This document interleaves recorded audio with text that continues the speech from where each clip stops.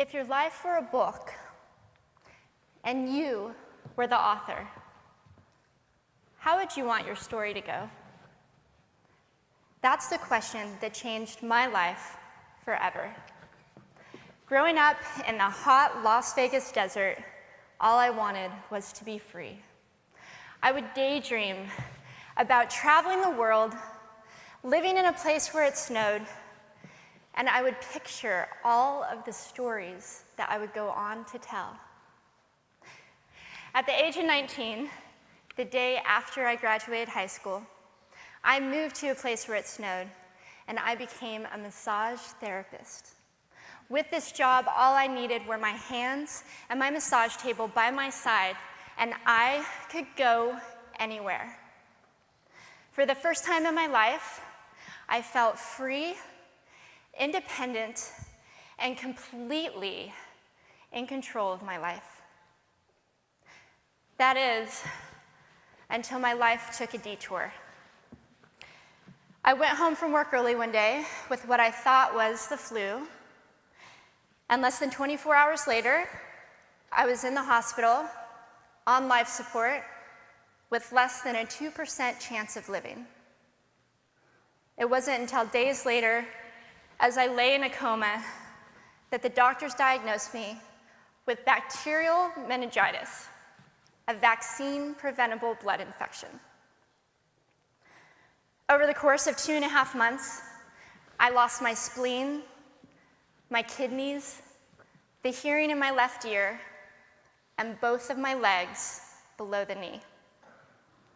When my parents wheeled me out of the hospital, I felt like I had been pieced back together like a patchwork doll. I thought the worst was over until weeks later when I saw my new legs for the first time.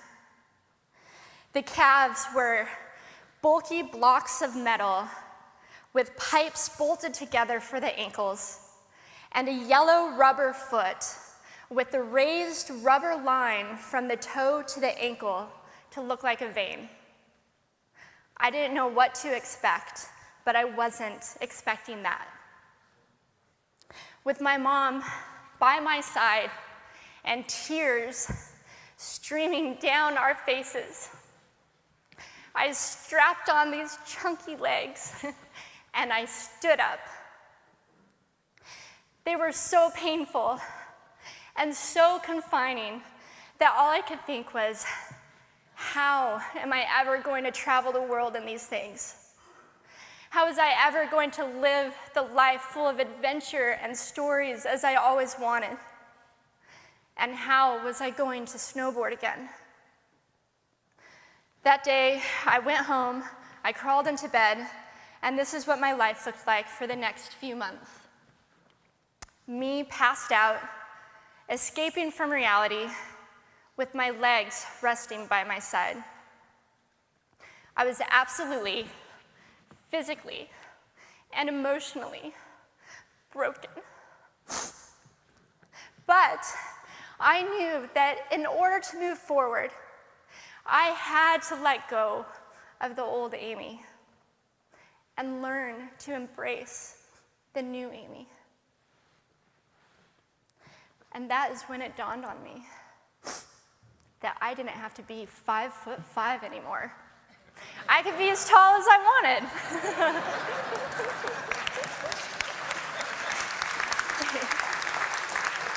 Or as short as I wanted, depending on who I was dating. And if I snowboarded again, my feet aren't going to get cold. And best of all, I thought, I can make my feet the size of all the shoes that are on the sales rack. And I did. So there were benefits here. It was this moment that I asked myself that life-defining question. If my life were a book and I were the author, how would I want this story to go? And I began to daydream. I daydreamed like I did as a little girl. And I imagined myself walking gracefully, helping other people through my journey, and snowboarding again. And I didn't just see myself carving down a mountain of powder, I could actually feel it. I could feel the wind against my face and the beat of my racing heart as if it were happening in that very moment. And that is when a new chapter in my life began. 4 months later, I was back up on a snowboard, although things didn't go quite as expected. My knees and my ankles wouldn't bend, and at one point, I traumatized all the skiers on the chairlift when I fell, and my legs, still attached to my snowboard, went flying down the mountain. And I was on top of the mountain still. I was so shocked. I was just as shocked as everybody else, and I was so discouraged, but I knew that if I could find the right pair of feet, that I would be able to do this again. And this is when I learned that our borders and our obstacles can only do two things. One, stop us in our tracks, or two, force us to get creative. I did a year of research, still couldn't figure out what kind of legs to use, couldn't find any resources that could help me. So I decided to make a pair myself. My leg maker and I put random parts together, and we made a pair of feet that I could snowboard in. As you can see, rusted bolts, rubber, wood, and neon pink duct tape. And yes, I can change my toenail polish. It was these legs and the best 21st birthday gift I could ever receive, a new kidney from my dad, that allowed me to follow my dreams again. I started snowboarding, then I went back to work, then I went back to school. Then in 2005, I co-founded a nonprofit organization for youth and young adults with physical disabilities so they could get involved with action sports. From there, I had the opportunity to go to South Africa, where I helped to put shoes on thousands of children's feet so they could attend school. And just this past February, I won 2 back-to-back World Cup gold medals. Thank you.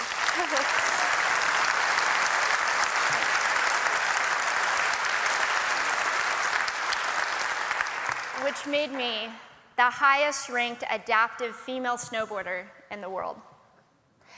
11 years ago, when I lost my legs, I had no idea what to expect.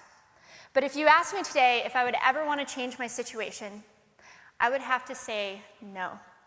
Because my legs haven't disabled me. If anything, they've enabled me. They've forced me to rely on my imagination and to believe in the possibilities. And that's why I believe that our imaginations can be used as tools for breaking through borders.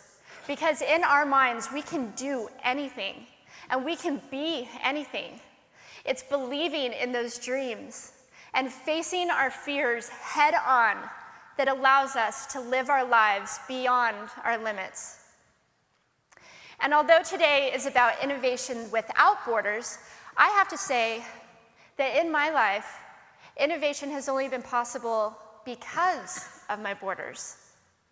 I've learned that borders are where the actual ends, but also where the imagination and the story begins. So the thought that I would like to challenge you with today is that maybe instead of looking at our challenges and our limitations as something negative or bad, we can begin to look at them as blessings. Magnificent gifts that can be used to ignite our imaginations and help us go further than we ever knew we could go. It's not about breaking down borders. It's about pushing off of them and seeing what amazing places they might bring us. Thank you.